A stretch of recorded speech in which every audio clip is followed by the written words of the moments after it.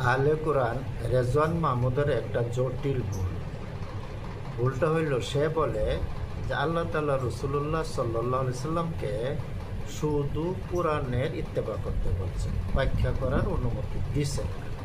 দলিল হিসেবে সে বলে সূরা আনামের 106 নম্বর আয়াত, আউযু বিল্লাহি মিনাশ শাইতানির রাজিম, ইত্তাবি মা উহিয়া ইলাইকা মির রাব্বিকা।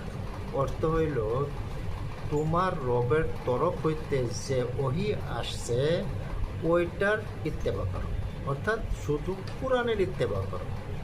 এটা হইল রেজওয়ানের দলিল যে শুধু কোরআনের ইত্তেবা করবে, আল্লাহ তাআলা নবীকে ব্যাখ্যা করবার ক্ষমতা দিচ্ছেন না।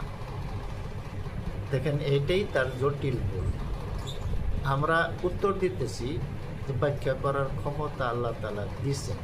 কয়েকটা আয়াত বলবো, আজকে সময়ের নাটনির কারণে একটা আয়াত বলতেছি। এটা সূরা জুমার 2 নম্বর আয়াত, আউযু বিল্লাহি মিনাশ শাইতানির রাজিম, ওয়াল্লাযী বাআসা ফিল উম্মিয়িনা রাসূলাম মিনহুম ইয়াতলু আলাইহিম আয়াতিহি ওয়া ইউযাক্কিহিম ওয়া ইউআল্লিমুহুমুল কিতাব ওয়াল হিকমা। এখানে আল্লাহ তাআলা নবীকে 4টা কাজ করবার বলছেন। 1 নম্বরটা হইল তিলাওয়াত, 2 নম্বর হইল তাজকিয়া করা। তাজকিয়ার অর্থ হইল মানুষের মন পবিত্র করা আর শরীর পবিত্র করার শিক্ষা দেওয়া।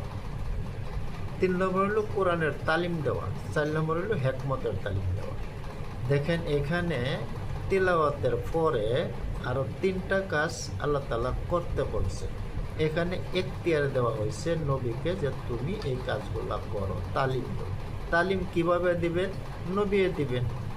আর তাজকিয়া কিভাবে করবেন? নবী করবেন। হিকমত কি? ওইটা নবী বলবেন।